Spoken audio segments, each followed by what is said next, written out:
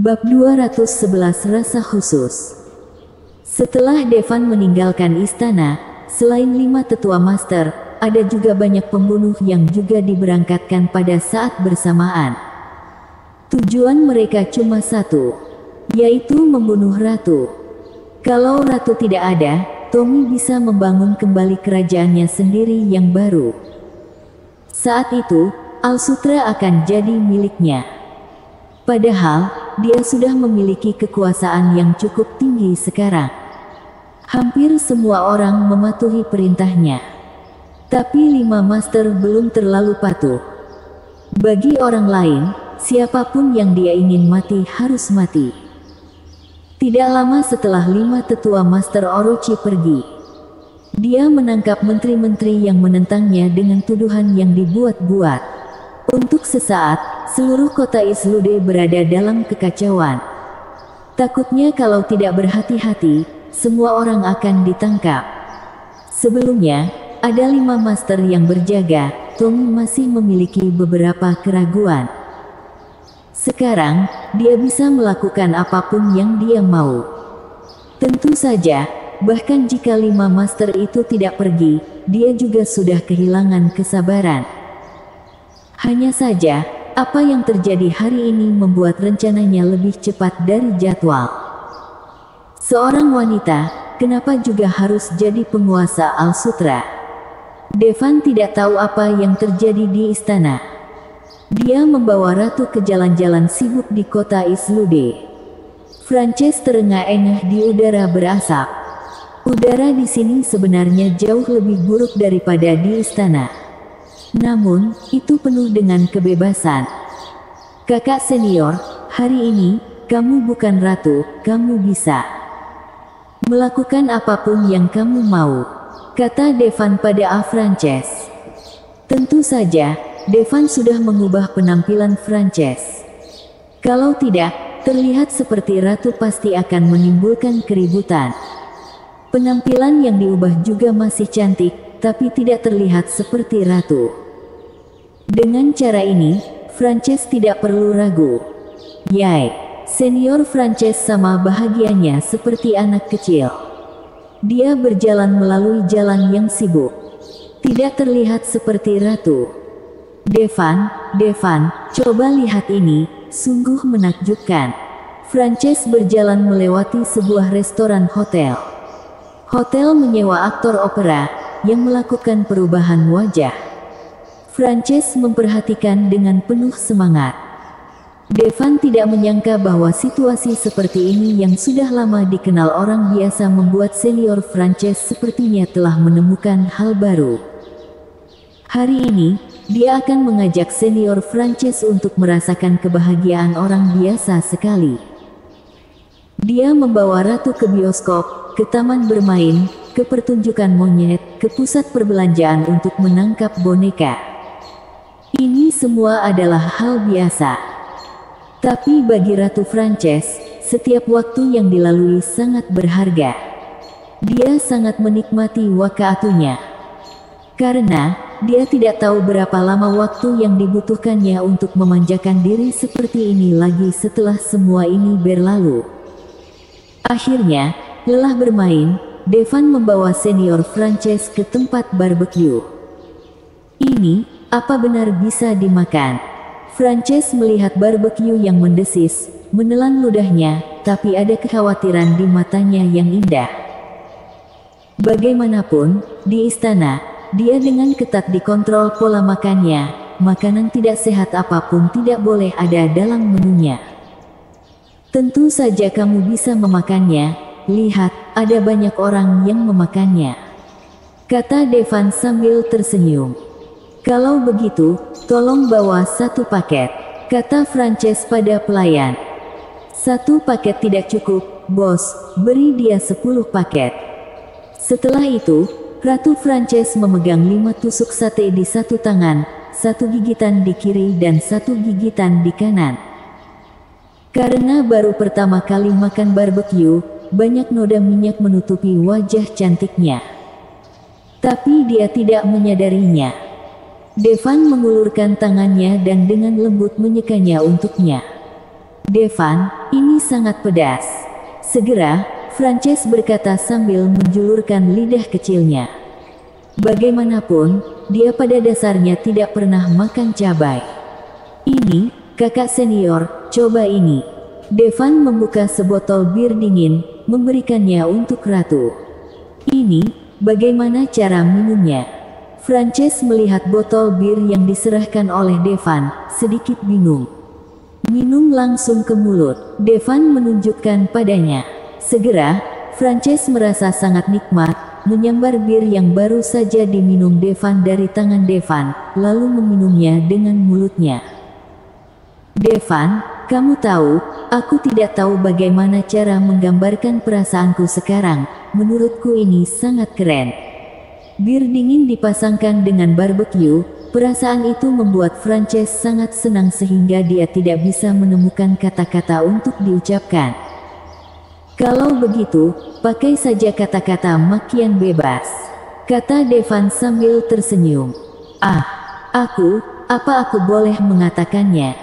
Frances tidak bisa memakai kata-kata kotor itu. Boleh saja, toh tidak ada yang mengenalmu. Benar juga.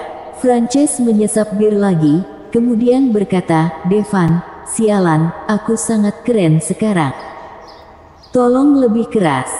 Sialan, aku keren banget. Sang ratu meninggikan suaranya. Teriakannya segera menarik banyak perhatian. Ini membuat sang ratu sedikit khawatir, wajahnya yang cantik sedikit memerah.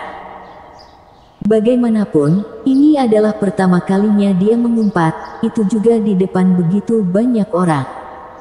Sayang sekali. Namun, itu memang sangat keren. Namun, tatapan yang menatapnya juga sangat ramah. Beberapa orang bahkan mengangkat botol bir dan bersulang untuk ratu dari jauh.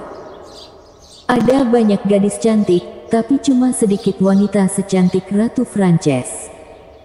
Terutama, gadis ini membaur dengan baik. Iya kan, sudah kubilang, tidak ada yang akan membicarakanmu, kata Devan sambil tersenyum. Ini sangat enak. Yang lain mengikuti Ratu Frances. Sejak saat itu, seluruh restoran barbecue dipenuhi dengan berbagai cacian. Tapi itu membuat suasana jadi lebih hidup. Kakak senior, sebenarnya itu bukan sekadar penghinaan biasa, kamu bisa pakai kata kasar lainnya. Devan berkedip pada ratu. Jadi, aku sangat senang Cok. Aku sangat keren hari ini bangsat. Bajingan. Segala macam cacian keluar dari mulut ratu. Dia jelas memiliki wajah yang cantik, tetapi semua jenis omong kosong keluar dari mulutnya. Hal ini tidak hanya tidak mengurangi daya tarik Frances, tetapi juga memberinya pesona khusus. Devan, kamu ganteng banget Todd. Kakak senior, kamu sangat cantik. Keduanya memegang sebotol bir masing-masing, saling memuji sambil minum. Mari kita anggap itu sebagai pujian. Kakak senior, sebenarnya, kamu bisa pakai kata gaul juga. Untuk membuat seniornya lebih membumi, Devan mengajari seniornya kata baru. Hari ini, gua sangat senang. Hari ini, gua mau minum sampai mati. Devan, aku mau menciummu, kata Frances tiba-tiba. Suasana seketika jadi hening. Tenggorokan Devan sedikit berkedut saat dia melihat wajah menawan yang begitu dekat. Saat ini, kakak senior Frances benar-benar cantik. Bulu mata lentik, mata besar yang berbinar, kulit seputih salju. Semuanya hanya bisa dimiliki oleh wanita dalam lukisan. Secara khusus, kata gaul yang dipakai membuat wanita cantik punya pesona khusus. Bersambung. Bab 212 memanggil kakak senior. Pada saat ini, keempat mata bertemu, meskipun mulut kecilnya ditutupi dengan minyak dari makan barbecue, itu masih tetap menawan. Wajah mereka semakin dekat dan dekat. Kakak senior, apa kamu punya uang? Tiba-tiba, Devan bertanya. Tentu saja aku punya uang, semua uang di dunia adalah milikku. Ratu Frances bicara. Maksudku, apa kamu punya uang sekarang? Ratu Frances menggelengkan kepalanya. Aku juga tidak, kata Devan. Ah, lalu bagaimana kita membayar tagihannya? Setelah mendengar kata-kata Devan, Ratu Frances tiba-tiba tampak sedikit bingung. Tentu saja kita lari. Devan membawa tangan kecil Ratu Frances dan lari dengan cepat. Keduanya sudah berlari beberapa kilometer sebelum akhirnya berhenti. Ratu Frances sedikit terengah-engah, ada ekspresi gembira di wajahnya yang cantik. Tapi segera, ekspresi bersalah muncul di wajahnya. Dia berkata, "Junior, tidak baik bagi kita untuk makan makanan tanpa bayar seperti itu. Aku akan kembali dan menulis catatan untuknya, atau aku akan membantunya mencuci piring." Saat dia mengatakan itu, Frances akan berbalik. Tapi Devan menahannya. Dia tersenyum dan berkata, "Tidak perlu, saya sudah membayarnya." "Bocah nakal, kamu menggodaku lagi, mau kuhajar ya?" Ratu Frances sedikit kesal, dia mengangkat tinjunya dan hendak memukul Devan. Tapi Devan menangkap tangannya. Saat ini, cahaya bulan bersinar terang, angin sepoi-sepoi meniup beberapa helai rambut Ratu Frances. Itu sangat indah. Entah apakah kaisar pembunuh dengan sengaja atau tidak sengaja merencanakan semua ini. 9 kakak perempuan senior Devan semuanya menakjubkan. Sebelumnya, dia hanya menganggap kakak perempuan seniornya cantik. Tapi baru sekarang dia tahu. Ternyata seniornya tidak hanya cantik, tapi juga mengagumkan. Devan sudah sangat terkejut ketika mengetahui bahwa seniornya adalah seorang dokter jenius. Pada akhirnya, dia bertemu dengan senior ketiga, seorang yang baik, yang ternyata adalah Ratu Alsutra. Devan benar-benar ingin tahu bagaimana kabar para senior lainnya sekarang. Terutama senior tertua, dia yang paling jahat di gunung saat itu, takutnya, dia bahkan lebih kuat sekarang.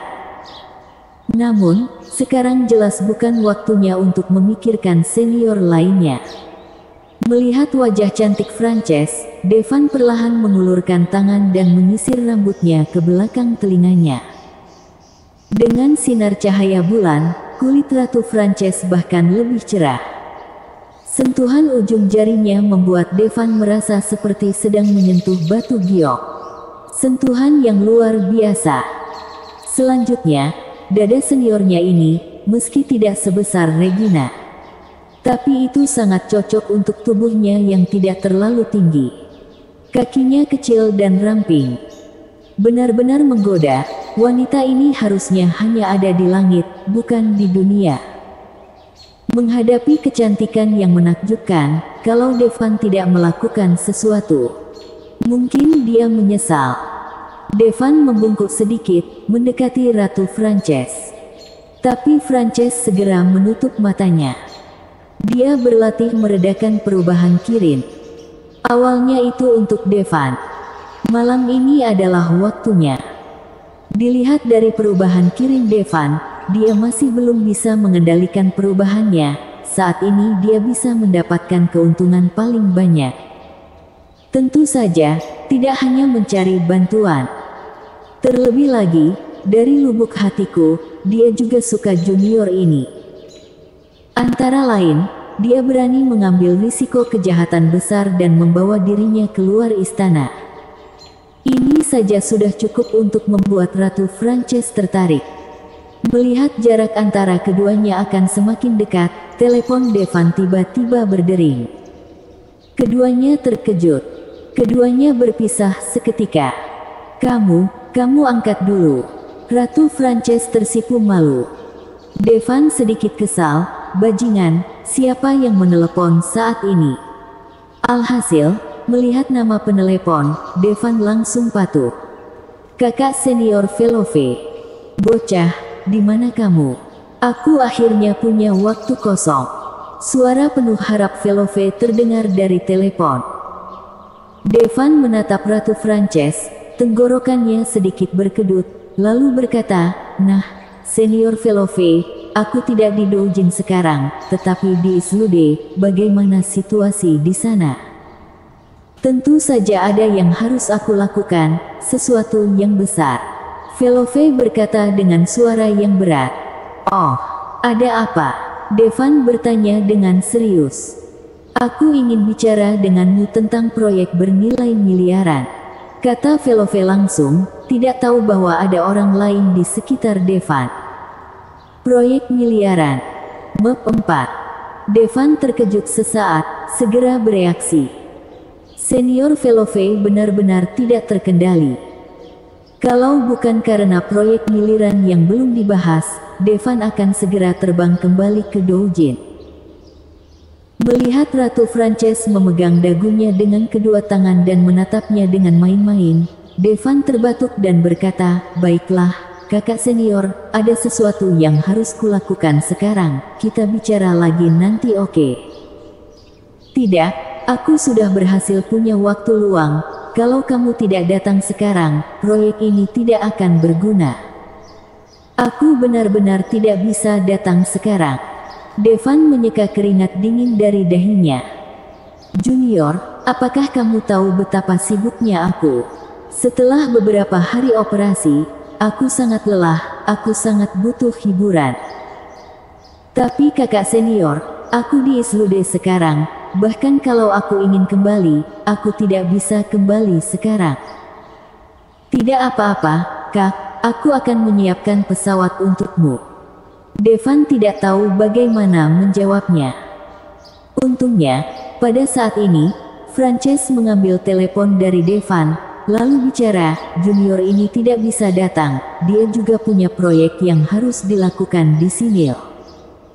Mendengar suara Frances, telepon terdiam beberapa saat, kemudian terdengar suara mencurigakan Velove. "Frances, itu benar, ini aku," jawab Ratu Frances. "Yah, hei Frances, kamu mengambil juniorku dariku, apa kamu tidak sadar dengan identitasmu sekarang?